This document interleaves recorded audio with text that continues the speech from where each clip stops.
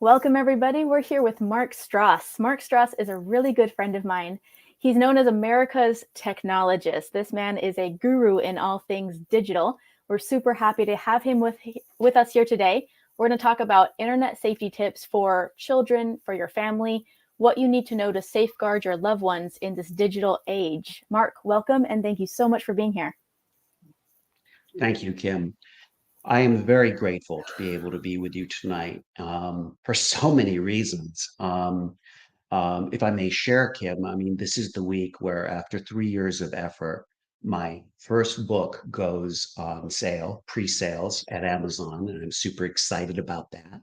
I will make a shout out a little bit later about what I'd love this audience to do because the Veterans for Child Rescue are really one of the organizations that I am truly not just backing, but I'm helping technologically with ideas of how we're going to make this organization bulletproof from the bad guys getting to the children and also getting to our content and our media and making sure that we can always tell the story we have to tell.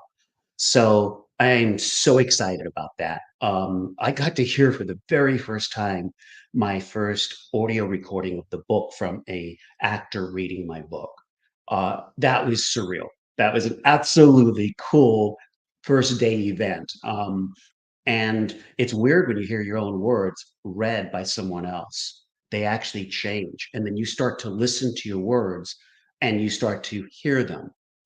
And I can only say that that first chapter blew me away because, as the artist that actually applied for the job said as well, we would like to work on this project because boy, is this about present day topics. And more importantly, wow, the message in this book is about empowering Americans, about empowering people in general. And I am all about that. And I'm all about this organization. And I'm all about protecting the children. So that's my intro. I'm super excited. What a day. Absolutely. Yeah, it's an amazing accomplishment. We're really happy for you to see that information is getting out to the world. You know, a book is no longer something that it's made to keep with people for generations to come. So the fact that you're able to impart your knowledge not only to the current generation, but have this information out there for future generations as well. I know how quickly technology evolves, and it's important that we keep up with it. So I've been following your journey for a while. We've been friends for a few years now. Seems like a decade. But there's been so many advancements in technology. And I know we both see when we do these live streams or radio shows, we both see a lot of fear in the public today. A lot of people are fearful of what does AI mean for our future? Is the digital world going to overtake us? What's Mark Stross's view on that? You know, it's so interesting because I was asked this on the radio just this week. I actually had someone say, don't you think it's over? Don't you think we've lost any ability to catch up with AI? Is our digital future going to be as bleak as all the dystopian movies that we see depict? And I suddenly had this epiphany, and it's really about having a perspective on history. No, I do not think it's going to be as bad as we think it's going to be. I think we could actually have an incredibly good future because the truth is, I love technology. I mean, I'm an avid user, consumer, and there is nothing in my platform about abolishing technology. But my platform is about us preventing messy evolution. And what we are really victims of is we don't always figure out the pros and cons of our actions, like dropping nuclear bombs over Japan and the ramifications of what that action would have for the rest of eternity. We're not good at that as humans, as predicting our outcomes. So we do things very messy. But we do end up, it appears, because we've survived this long, we appear to figure out in a very messy way our dirty laundry. We take care of ourselves. Now, we are in a very difficult time, however.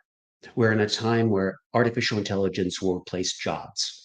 We're in a time where human beings are going to have to find their worth after AI. So, in other words, after AI has taken out most of the jobs that it can, the rest are reserved for humans. And those humans will have to learn how to uh, create enough jobs or use universal income to actually support countries' populations. And that's going to be extremely difficult for governments because we're really going to change how we use people. And it's neat in one way because the idea of the blue collar worker, the idea of needing a worker to do jobs that most people don't want to do because they're with brawn and physical activity, those jobs are going to be replaced because robots will be able to do them. Robots won't have bad days. Robots will be able to do these things in a very cool way. And actually, it will stop human beings from being destroyed physically from doing manual labor. So ultimately, there's a lot of positives. But then I would have a lot of people listening to me right now tonight go, but I love my physical job. I like being physical. I want to have something to do. And that's why we're going to have to figure out a new way to do the human thing. So that's why it's going to be messy because we're going to go from how capitalism's now created in this country and how our government and how we tax people and how we arrive at revenue, all that's going to change. But it doesn't have to be as dark as we depict, but it's going to be extremely powerful and it is going to change things up. Absolutely. Excuse Yeah, me. I believe that. And I think a big part of it is not only being aware, but being proactive about these advancements in technology. Because to your point, many of them are inevitable. For most of us, our opinion of them doesn't affect the fact that they're here. Our kids are exposed to them, and we can turn a blind eye. But like with everything else, that doesn't make it go away. Definitely doesn't slow it down, but it also doesn't safeguard ourselves or our loved ones, and particularly not the children. So I know that's a big part of our message in protecting children. We appreciate you so much for stepping up to assist and consult with V4CR's message and mission. Internet safety is a massive aspect of what parents need to be aware of. We know too much.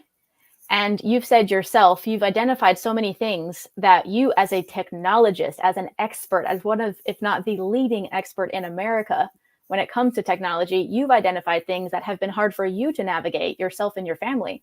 So, for the average person, it is our responsibility to not only be informed, but to take action. So, we're going to talk about some practical tips tonight that people can implement. And, guys, for anyone watching live with us tonight, we're live here on quite a few platforms. Please feel free to comment if you have questions for Mark Stross. This is a great time to get your questions answered and your practical tips and solutions that you can implement. So, Mark, without further ado, when it comes to protecting children, I know you have a lot to say about that. What's the main thing parents need to know? Well, that's really interesting. You should ask me the main thing because there's about, I would say, on average, around 7 key points that I'd love to point out. But I'm going to now point out the key point of all those points. Parents have to be actively engaged with their children's activities, meaning they have to understand and go into their children's environments. Children's worlds are increasingly becoming more virtual and they're becoming much more inclusive. And if you're not part of the inclusive group that goes in and actually enjoys themselves in that particular area, how will you be able to talk about it? You can't.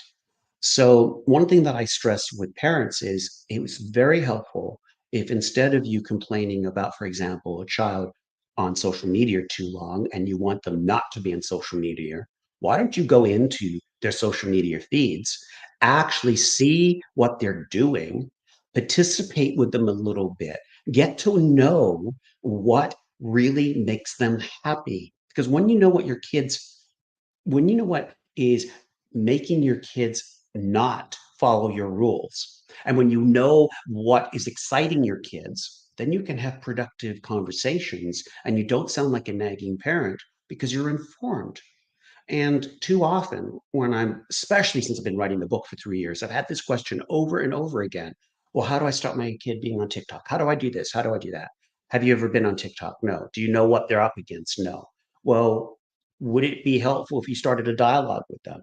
So I've had some of these parents come back to me about a year later, one, And I'm thinking of this one particular case, and they did start having dialogues with their children, and it did change their activities. It didn't get the children off the apps, but it allowed them and the parents to have a constructive dialogue. And then there was more adherence to the rules. So, as I'm asking us adults to have dialogue, I really want families to have dialogue internally and really be honest about everyone's addiction to social media. That's another thing, parents. You have to be really honest.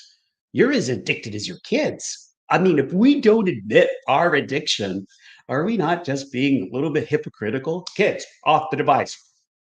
I'm on mine. Off the device. No, you can't do that. You have to have some willpower also. Think of it this way. If you've embarked on having children, you have a 20-year filter. And then in that 20-year filter, everything you do is going to be judged by them, by your kids. And if you want them to actually do and mimic you, then I recommend that you learn how to actually have your own limits in social media. So, Kim, there's your first big topic, the one that no one wants to talk about, the big one. Oof, it's so important. And I know not a lot of people are willing to have these kinds of really honest dialogues. It's one of the things I appreciate most about you. But absolutely, if we as adults are not leading by example, the kids are simply following our example. So, yes, they're being inundated with all these engaging things online. And also, society is inundating them with all types of indoctrination. And we as adults are also quite addicted to these entertaining, engaging devices. Now, yes, there's a lot of positive things you and I both know about technology, not only for adults, but for kids.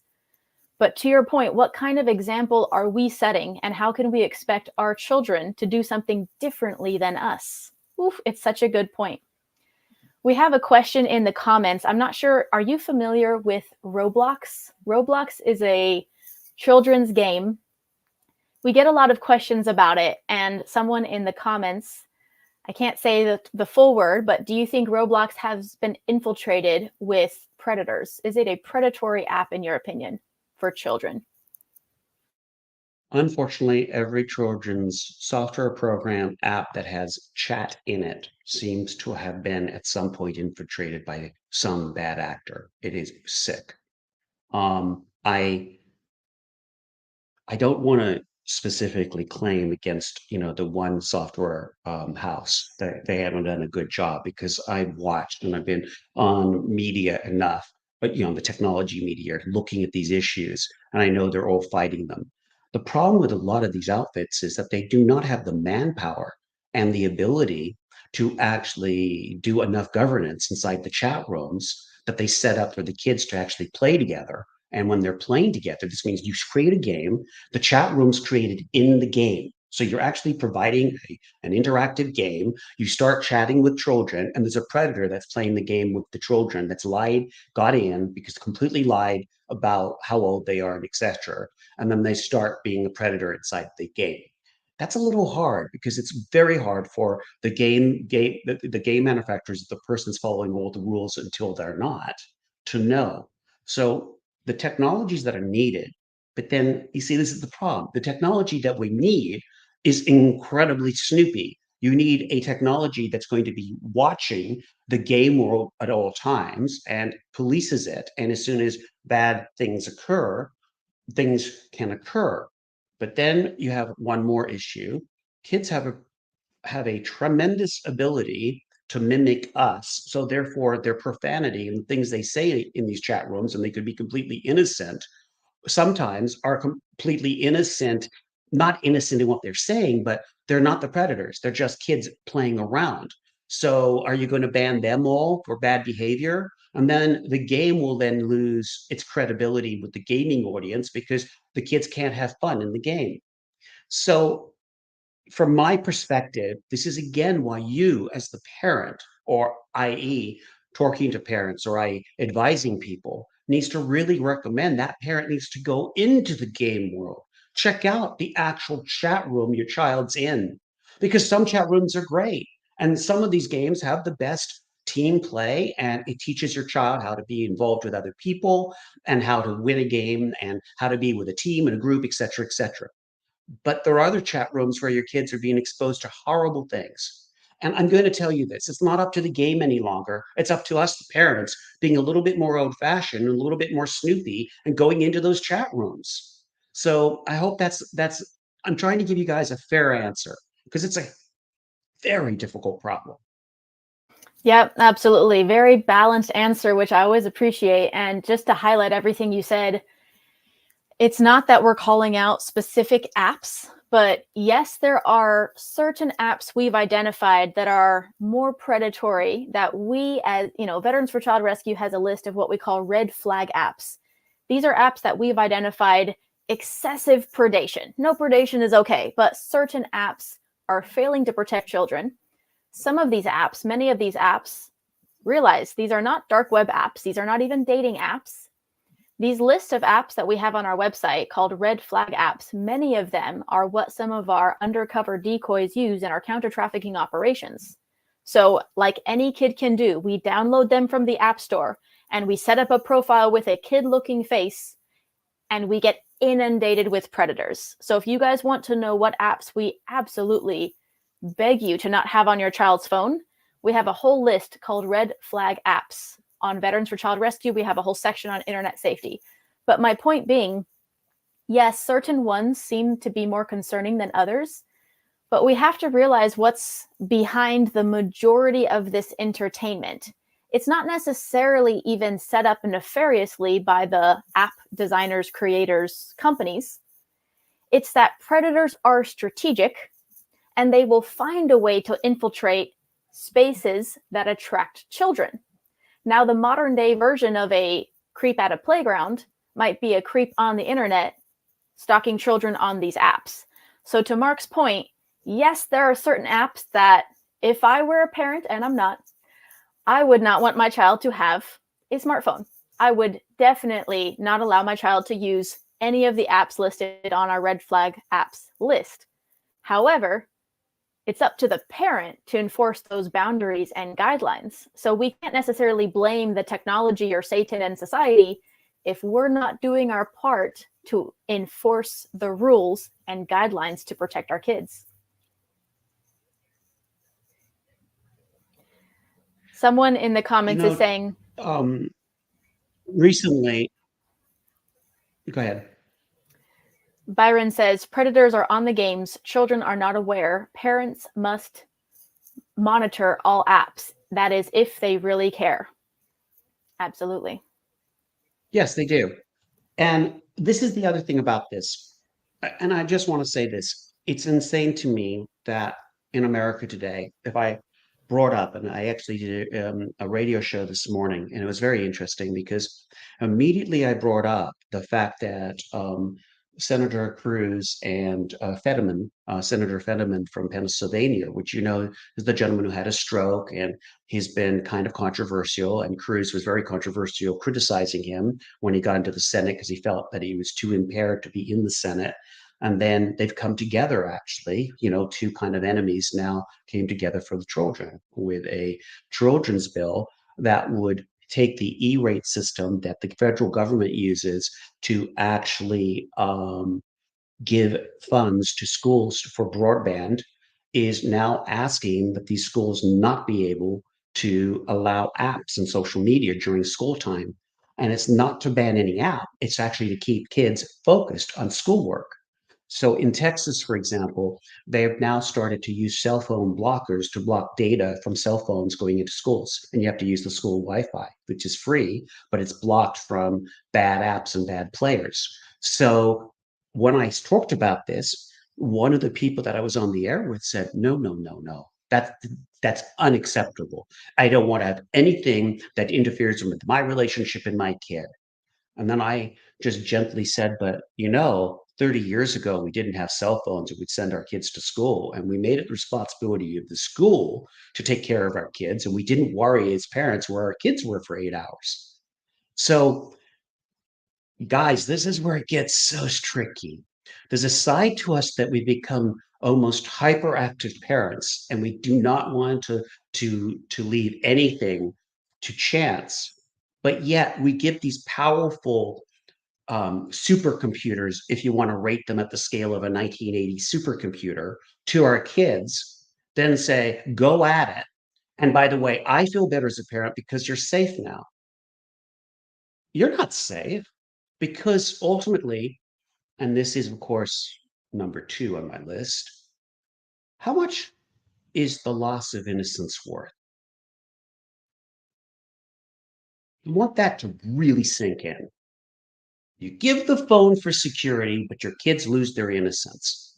How much did that phone really cost if a kid loses their innocence? That's why we have to be engaged. That's why Absolutely. we have to go in deep.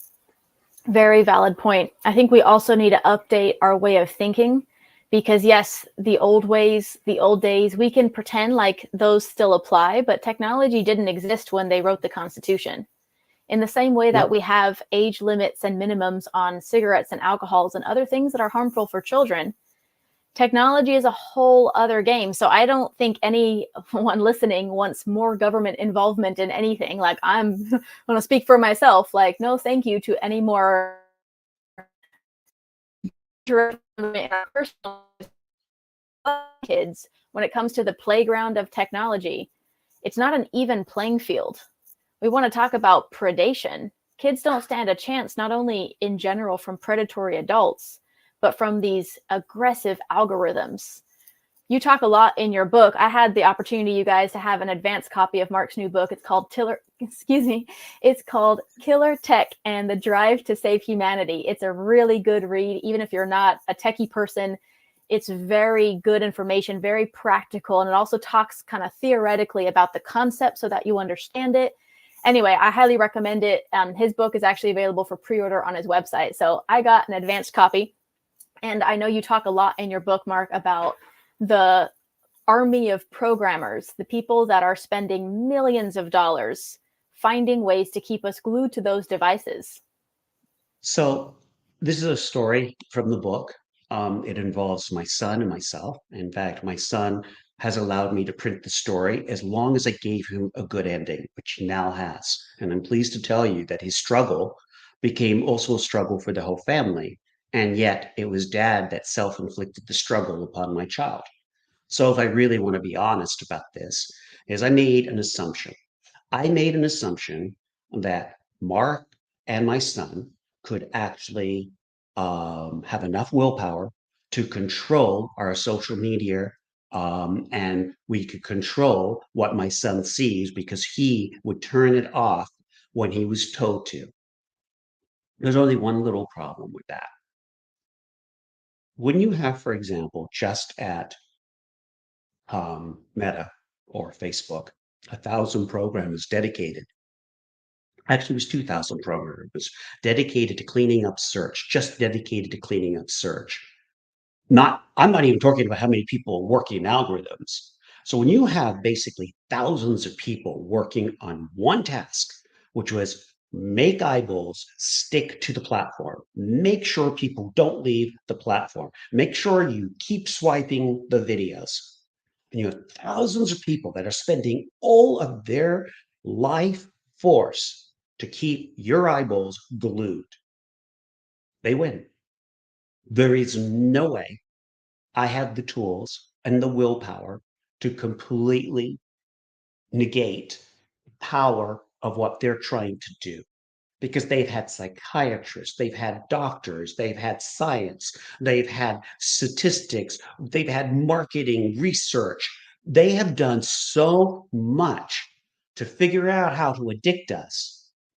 And none of us, in my opinion, there is no one on planet Earth that can really tell me that there isn't a way for these algorithms to addict them because these algorithms have a nasty habit of making the things you like most, your bias, the things you like most, be the things they show you. So they keep showing you your personal candy, the things you most are weakest for. I hope Mm. that scares everyone because that is why you're losing. You're not losing because you don't have willpower, and your kid's not losing because it's not their fault. And it's not your fault until you don't take action. Then it's completely your fault. I mean, Oh, I have to be a little bit devilish here it's a because very good way to it's put not it. your fault. Yeah, until you don't take the action because you now know. And if you've listened to me, you must, even if you want to, because we tend to do this, especially when you're cornered in a wall and you realize someone's saying some truth that you don't want to accept. The first thing people try to do is punch back and they will go, no, no, no, no, no, no, you got this wrong. Well, guess what? If I do have it wrong, and if everything I'm saying tonight is wrong, then join the dialogue, join us, and let us all work on a better compromise. But until you join the dialogue with me, you're just complaining. And unfortunately, I'm not going to take your side seriously. But anyone who wants to join this fight, who actually wants to work with us to figure out what is best for our children, I'm all in because I don't think I am the only person who can do common sense things. I think we all can do common sense things, but there's not enough of us who are willing to make it happen. It's all of us. So I don't want to be someone that you like as much as I want someone that you all agree you got to listen to them. And one thing I learned from my wife, and one of the toughest lessons of my life was it's up to that person how they think about you, not about what you want them to think about you. It's none of my business. So I'm not here to win a popularity contest. What I'm trying to do is really sound the alarm, tell you the 3 years of my life writing the book was really to pay back for the incredible career I've had in this country and for the amazing things I get to do in my life because of this country. So I wrote the book to help everyone. And what I'm excited about is in the book, I give action steps that allows everyone to get involved. And I give you the steps to actually start helping your children. And guess what? You don't have to go out and buy anything. There are no programs that you have to do. There's nothing special here. This is just a common sense guide to how we should try to conduct our life. Think of it as an outline, then you fill in the blanks. You do it your way. But until we all get involved and directly start intervening in our kids' lives by getting onto their apps, looking at what they're doing, and understanding what's happening in our lives, and accepting the addiction is real on all counts, and then getting together as a family unit and discussing it, being open to it, we're not going to make any progress. And whilst that's happening legally, we have the federal government who had a very contentious Silicon Valley meeting this week, where basically, I mean, we have congressmen now and senators saying, guys, you in Silicon Valley have created a lot of harm and done a lot of destruction, and you don't even take credit and you don't take responsibility, and you have an amazing ability to not ever have to be responsible for what you do. And that's true. That is Yeah. absolutely true because these companies have got utility status and they can't be sued specifically. But the truth is, so at that point, when they also decided that they have biases and they want their biases to be adhered to, and anyone who doesn't collectively adhere to their bias shouldn't be allowed to, well, then, in my opinion, they became a publisher and they no longer a utility, and therefore they should be under the purview of legislation because you can't publish and edit and then say you're impartial. If you're editing by taking content down from your platform because you don't like it, then that's editing. And that means you have an opinion and you have an editorial opinion. And therefore, in my opinion, your bias means that you should be forced as a publisher to publish everyone, and you should bring equity and inclusion, these new words of this decade, into that. And it's funny because those are the same people talking about all those terms, but completely not applying them to their own algorithms. All I'm asking Silicon Valley, all of you, I don't care what your politics are in your nighttime affair. In your day job, keep your politics to yourself. Allow us to see the news and draw our own conclusions. Allow us to know what's editorial and what is a bias. Allow us to actually have real news so we can be the judge and not have you be our nanny state to tell us how we should conduct our life. And that is the shame of it. That's really the bottom line. This is the other issue. We've stopped checking things out. The other week, YouTube was woke up to a headline from one of the magazines claiming that YouTube is making your computer sweat. And this went viral. Tons of YouTube videos came out of nowhere proclaiming that YouTube is intentionally hurting your computer if you're trying to block ads, and they're making your computer work harder, and it's environmentally unfriendly, and how could YouTube be so mean? Well, a few days later, a correction comes from YouTube explaining that it turns out it was the actual ad blockers that were creating the problem, and YouTube had nothing to do with it. But the problem is, in our modern culture, with all these algorithms, by this point, people had already taken their swords out and were slashing. And this is the insane part of my story. Now go to YouTube and you can try this out. How many people withdrew their criticism of YouTube after the facts came out? How many people corrected their stories on YouTube? How much false information was allowed to just lay there forever? There's your problem. Yeah, I think people are, in general, there's a lot of information to be overwhelmed by these days, and there's not a lot of people willing to do their part to really research and get factual information.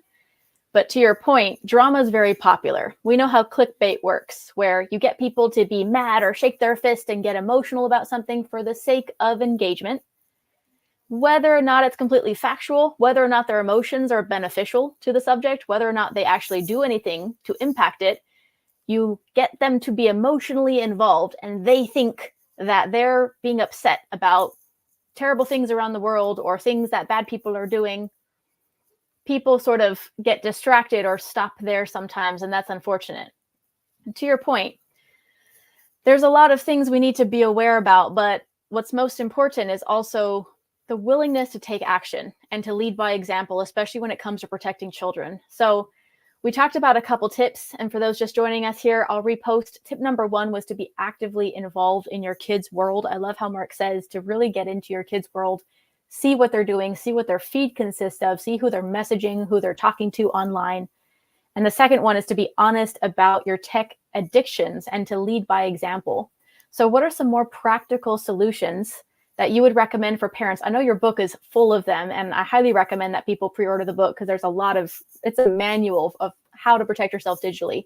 But you talked about how So, your son was able to circumvent your protections as a technologist. yes. Where should parents start, and what actually works? Yes, and by the way, I mean, first of all, I just want parents to realize parenting obviously um, is not an art form because every child is different, and therefore, as you master one, you get a new life form that is completely different, and you have to figure out new rules of engagement. But this is really the bottom line for our kids and our parents right now. Um, I would love to see parents start having content discussions and start talking to their kids about the apps and the videos and the streaming that they actually do, from their music all the way through to their social. And when they're looking at their social media and their apps, I want them to also go and look at their Netflix accounts, and all streaming accounts usually will monitor if you have broken your household by profiles, which ours is. So each kid has their profile they go into. You can then see what they're watching. I wonder how many people tonight have actually gone into Netflix or whatever streaming service they have and looked at what they're watching, or have actually even looked at what their kids are searching in YouTube. And if you're not aware, on most of the streaming platforms, you can go to the history, and you go into that history and you can really see it. Now, let's pretend you see something that really alarms you. You don't go and bust the child just that you see that, because I guarantee you the child was to look at your feeds, how innocent anyone thinks they are. There will be something on there that will alarm them about you. So then, if you're really really courageous, you then have a dialogue with your child that will change the way your child and you have a relationship with technology. You become their accountability partner and you allow them to see your feeds. You allow them to monitor you. Yes, now I you're love in that. an amazing relationship and they have power over you. You have power over them. And now you've made an oath, a commitment. I really love that. I think that is a technique to really help parents. So I've given you a really good, what I consider a really good idea that we've seen work, and I know personally it works. And I apply this technique often in many things that I do. It's the idea that you get involved and you share. You share your hurt. You share your fragility in exchange for the other person's fragility. And then you bond together to become more powerful. That's so good. I love that. You know, I saw Sylph in the comments saying, I don't have children. However, I have nieces and nephews and great nieces and nephews, and I care about the safety of children. Predators are everywhere. So I can relate. I don't have children. I have nieces and nephews, and I care way too much about internet safety in general, knowing what I know, working with Veterans for Child Rescue, having done counter trafficking ops, posing as a child online, and seeing the type of predation, the aggressiveness of the predation that children are inundated with these days. And, you know, I myself am quite an avid YouTube consumer. So I listen to podcasts and, you know, I don't have a lot of extra time, but I'm always learning and consuming things that are actually very positive and educational and all of that. And my nephews recently developed an affinity for YouTube as well. But of course, the videos they like to watch are the, you know, funny, silly kid stuff. So it started with me showing them shark videos for bedtime. And then, of course, the algorithm starts showing them other things, right? Now, you were talking about the YouTube history and, you know, the accountability. So I do go, and every time I have checked their history just to make sure if I left them unattended for a few minutes or whatever it is, after I lent them my phone, I come back and I check what they were watching. And there's been a couple times where I've had conversations with them and say, hey, because the ironic thing here is that I'm not even trying to act innocent, but I truly just listen to podcasts, and there's nothing that I've consumed that would be inappropriate for them. It's all, you know, stuff that they wouldn't care about, but the algorithm will show them things that I've never watched, that I don't watch that type of content. I'm talking about sexualized adult females in bikinis, right? So it might be, for example, if I listen to techno music, it might show them a video with a very suggestive thumbnail image. But you see how it kind of plays into it, whether or not we're pursuing it. Those platforms are built in such a way to keep you informed, entertained, and engaged, and to stay there. So I've had different conversations with my nephews about, hey, this is your auntie's phone, so there's going to be content for adults. Now, I get educated, I learn a lot of things, I get them excited about how you can, you can learn anything, you can apply yourself, etc. But you have to be careful because sometimes things will come up that you weren't expecting, and it's not your fault. You're not doing anything wrong. But I want you to be aware that this isn't appropriate for children. So if you see something like this, you're not in trouble. I know that this came up, or maybe you clicked on something because it's showing up in all these ways. But I want you to know that this isn't safe for children. That's not appropriate for children. So it's been I have a very, close connection with my nephews. It was a very honest dialogue where I wasn't coming from a place of getting them in trouble or even judging them or embarrassing them or whatever it is. They're little boys. It's, I understand that they're intrigued by it. However, addressing it also fostered this open relationship where later, when they're now more used to watching all these silly videos on YouTube that are, popular among kids, sometimes they'll come up to me and be like, they call me Teeny, hey, Teeny, look at this. And they'll show me something. And I know that they liked it, they enjoyed it, but they're showing it to me knowing that I wouldn't approve of it. So they're showing me something that's, adult content that's being shown to kids, unfortunately. But it gives us the opportunity to have that kind of honest dialogue. So I'm not a parent, I don't give parenting advice, but I think that type of open, honest dialogue where your kid knows they can trust you, you got their back. You're not there to rip the phone away. You're not there to punish them. You're there to talk them through it. You're there to help them. So it's been an interesting thing to see them go through this journey, if you will, of when I get my phone back, the types of content that's being fed to them, the types of things they might click on, and also their perception of what's appropriate and what's not for them. They're at the age now where they're starting to make their own choices, and I think it's going to be helpful later on in life.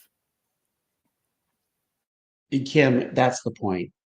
If you engage with the children and you create a relationship where you're talking about the content um, as equals, you will then learn what is motivating them to look at bad content.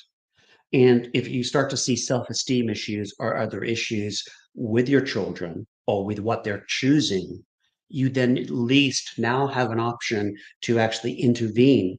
And intervention, most of the time, is having dialogues, educating. You know, it blows my mind of how averse people have become to getting their information corrected. It's interesting. You know, we're in a political season, and I do not want to go political on the book, nor wallow in the political strife that's going on because there's so much drama and just don't want to go there. But what I am seeing is we used to, years ago, 30 years ago, there was more forgiveness in families, it appears, to have had different um, um, viewpoints. And somehow, with social media and with this instant gratification, we become very selfish with our wanting to put up with anything that is not ours. We want everything to be created for us. Now, if you don't believe me that this is an issue, and if you really want to see really our societal issues in real time, there's something going on around the world that is actually it's pretty humorous, but then it becomes extremely dark, and that is the Caribbean world cruise around the world. And on this extreme cruise, the Extreme Royal Caribbean Worldwide Cruise, or something like that, there were all these influences that were actually allowed to come on to the cruise after they couldn't sell out a 1 year, 9 month cruise, or a 9 month cruise. They couldn't sell it out at $70,000 to $100,000 per person, so they decided to fill up the boat with with the cabins they didn't sell the first way, with people that are going to come on in sections. And in addition to that, they brought these influencers on to try to make it fun and to have the influencers to hype the world event. What do you think happened, Kim? Unless you've already looked at the video because I sent it to you. What do you think? What you already know, but what do you think happened to the audience? Just I'm going to let you think about this. Do you think the influencers came on and it was all harmonious, or do you think it all fell apart? Well, Drama sells. yeah, this is insane. I'm just going to say this. Go and look at the videos. They're on TikTok. They're on YouTube. Now there's YouTube. What is this? Compilations of lots of these videos. You got kids that are influencers talking about how they're using their parents' status to get on the boat, and they expect the boat to give them more amenities, all the way down to kids that are hoping harm in other kids so they can get good video. And you have everything in between. But the best part is this entitlement of these kids and what they're complaining about. When you look at the videos, you almost become ashamed that these are representatives of us. And that is what's so strange about this. It's almost been considered the ultimate reality TV show, but it's completely based on reality. Whoa. I mean, I know the worldwide cruise is not really reality. How many people get to go on a worldwide cruise? I get that. But Yeah. on that cruise, these real people went and they messed it up. And now it's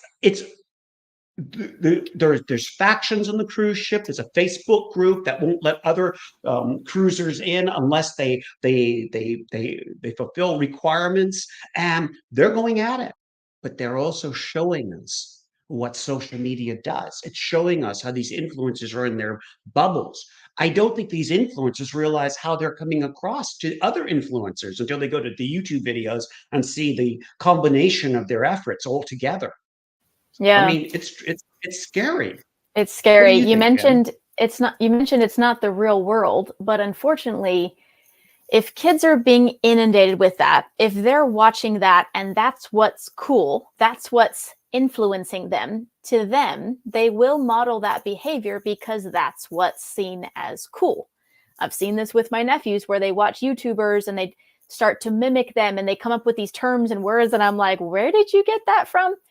To them, that's not only real life, but that's how you get popular. And you have kids as young as 3 and 4 saying, I want to be a YouTube star. Like, thanks for watching, like and subscribe to my channel. How many parents in the comments or people listening, how many times have you heard your kid, if you're filming a video of your kid and they go, thanks so much, like and subscribe, and you're like, I'm not saying that term is harmful. I'm saying they're being taught how to be popular and they're being influenced to follow a set of behaviors that are somewhat outlandish in order to get the most attention, meaning likes, hearts, virtual attention. So it's scary. And if we're not leading by example, if we're not setting the expectation that real world versus what you're being entertained by, oof, it's a scary alternative to think if they don't have good behavior to model after, that's who they're aspiring to. So we all thought that America was really the country that taught the world how to make really good movies. I know other countries would disagree, but I personally, and I had parents that made movies, believe that America created the film industry as we know it today. There is no doubt. The rest of the countries followed suit, but in a much lesser capacity. So what's interesting is that was all based on you hiring actors to create narratives, and then those narratives would be distributed. What's interesting is now we are the stars of our own reality TV show, and we clamor to allow these social media companies to make a lot of money on the content we create for them. They give us a small percentage of it, but they build a complete empire on the backs of free labor. And then this is where it gets even better. If you happen to be a poor Republican right now on any social media platform, oh, the main ones, well, then you'd be demonetized for the election because the Democrats don't like you. I don't think that's fair. If they were demonetizing all the Democratic sites the same as the Republicans, then I would understand it. But the Republicans fall under now the YouTube hate speech, all the Republicans. That's kind of interesting, isn't it? All of them. And none of the Democrats fall under hate speech. So there is no radical Democratic sites on YouTube. There are. So honestly, what's interesting is watching how they're taking the American, which used to be audience, to now us, the actors, how they're making money on us, and now how they're even canceling our shows and telling us who can and cannot make money. Now, I don't know about you guys, and if you take politics completely out of it, does that seem fair? I thought in America, I could agree that cowboys were great, or I could agree that technologists are better than cowboys. I figured it's okay. I'm going to piss someone off with that statement. Or going up to a professional ball player and going, how come if you only hit half of the time, you've had a great season, and I have to hit it every single time. And if I have one bad night, I get thrown out of a building. And that really happens. Um, Fairness. We are in a time and in a world where we have forgotten common sense fairness. Remember how we started messy evolution? Well, this is part of messy evolution. I think in the way we evolve, we seem to forget about fairness. We tend to evolve selfishly, and we are doing that right now. And it's a shame because, you know, it was so funny. I used to remember when I was growing up thinking that all the casinos, when they went to digital slot machines, would all cheat. Wow, I mean, you can't see, there's no gears, and you can't have a guy check to see if the machine has some suspicious gears in it that are rejigging the ratio of how many times the machine says you've won. But it turns out that the gambling companies soon discovered that true random was their best buddy. To make it absolutely random, they made the best machines because the machine was in favor of the house because true random was always in favor of the house. So again, you can't judge a book by its cover. And what you suddenly realize when you really explore things is that it's not always what you think it's going to be.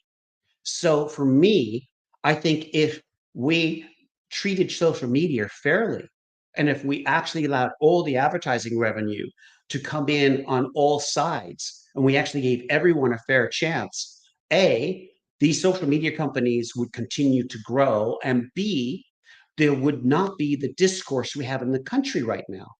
But because our our ability to see media for our mobile phones is now biased by companies that are deciding what you can and cannot see. Our actual access to real information has declined. And now we're dealing with something that's in the book called truth decay. And I don't want to go into truth decay too much tonight because that's a topic all by itself. But that's what this is really about. You don't believe me because you now have enough evidence to suggest that if I don't say every word that you agree with, there you maybe should not agree with me because you're so almost out of you're out of the habit of listening to counter views and learning how to negotiate and compromise around opposing views because the device has biased you to only receiving great information. I know that was a complicated way of describing it, but we are creating the engine to make us hate each other. We have to start talking to each other. We have to break this monopoly of thought by engaging in what we're doing tonight. And I don't want you to agree with me. Just listen and then decide and then have your voice and let it be heard so we can all benefit from it. So true, so invaluable. We've talked about a lot of really good tips, and I hope people go back and watch the replay if they're just joining us live, and welcome. I also want to encourage people to pre-order Mark's book because it's a manual for all things digital protection and safe experiences and how to safeguard ourselves. So there's a lot of information, and Mark actually made a special offer for the viewers tonight that I'm excited about. So he has a free guide if you want to tell people about it, about to safeguard your family online. Yes, I just finished because I was asked as we were preparing the book. Mark, you go into some of these topics, but one of the topics that I realized was from all the questions I've been receiving as we've been ramping up to the book, I realized there were really 7 points that parents don't know anything about. We actually broached two of those points today, which is the points of actually getting with your kids and understanding what they're doing in social media, being actively involved, and the lack of innocence. But we've got a 5-page handout here, which is really cool. It gives you the dialogue and the points of how to have these conversations with your kids. And it gives you the 7 salient points of what you need and the tools you need to actually talk to the kids. And I love it because it also gives you an outline of how to help yourself in your life. So it's a real outline of how to have the dialogue, how to start cleaning up your family, so making sure that you are cleaned up and that you feel better about your relationship with technology. And I'm extremely excited, and I'm hoping tons of people get these. We start seeing this, and these rules start being applied to the mainstream. So, in order to get this, you can go to markstross.com. That's where you can see the book, you can do some pre-ordering on Amazon right now at markstross.com. And then if you want to send me a personal email after you have actually pre-ordered the book, we will send you the guide. And if you go to info@markstross.com, we will send you the guide free if you show us a receipt that you have purchased the book. I want you to buy the book, not to make me wealthy, but in order to get the book out there and to start to spread this word. And I'm going to be spending the money in order to expand what we're doing here as outreach. Thank you. Amazing. So we linked here to his website. It's markstross.com. So you can send the receipt to info@markstross.com. We put it here on the screen. I saw a preview as well of that 7 steps, and it's really good stuff. So I hope you guys get that because that's bonus content that isn't in your book. Is that right? Absolutely. And I'm good, by the way. In the book, we have every chapter has bonus videos that are going to be updated constantly. So we're really trying to create a movement here. And it's an incredibly big lift. It's one of the largest lifts I've ever done. And it's really to help all of us. And I'm so inspired because as I'm doing the lift, I'm seeing the comments and I'm seeing the amount of people that really want the help. And I am very proud of that. And I'm really proud, Kim, that you brought some of this to me. And it is really people like Kim, people that have been affected by these things that we're talking about today, that have come to me over the years and have had this look in their eye of what can we do about it, Mark? And when I suddenly had to stare back at them like a deer and go, I'm not sure. I know we're about to get hit. I know the vehicle's coming. I said, wait a second. Am I going to be that guy that knows a little bit more about technology and decides not to get my hands dirty to try to figure this out? So I decided I am that guy. I'm going to get my hands dirty. We are going to try to help, and we are not going to allow our kids to be totally destroyed and have their innocence stolen just because they have a mobile device in their hand. What say you all? Or do you agree with me on that? I want to highlight and applaud everything you said because not only do I agree, I know the world needs this. I know every single person, even if you're like me and you don't have kids, I know this affects all of us. I know that kids are being inundated with all kinds of content that they can't unsee. To your earlier point, what is the cost of their innocence? How dare we allow them to be subjected to these things that we may be unwilling to face simply because it's inconvenient or because maybe it's a little bit cringy to dig into? So we have to be proactive. It's our responsibility. We have to be aware. Action begins with awareness. Awareness means acknowledging, yeah, this isn't getting safer for children. It's getting less safe and more aggressive. And if we fail to act, what chance do our children have and future generations? So, Mark, thank you for everything you're doing for the world. Your gift is something the world needs. Your message is something everyone, specifically Americans, but every single person needs to hear, needs to implement. So, thank you for teaching. Thank you for educating. Thank you for the love that you're sharing because it matters and it impacts more people than you know. I just want to thank everyone who's listened to us today for sticking with us, and please spread the word. This is a lot of fun to see the movement make a difference. There's nothing better in the day when we take some bad guys down. However, I wish we didn't have any bad guys to take down, but that's a different matter. And finally, just to close from my side, um, we are allowing innocence to be stolen at an alarming rate in the United States of America. Let's be the first generation that starts to do something about it. Thank you. You heard it. You guys, please pre-order his book. It's really, really good. Pre-orders, just so you know, it also helps him rank. We want this message to get out because we know there's a lot of intentional opposition.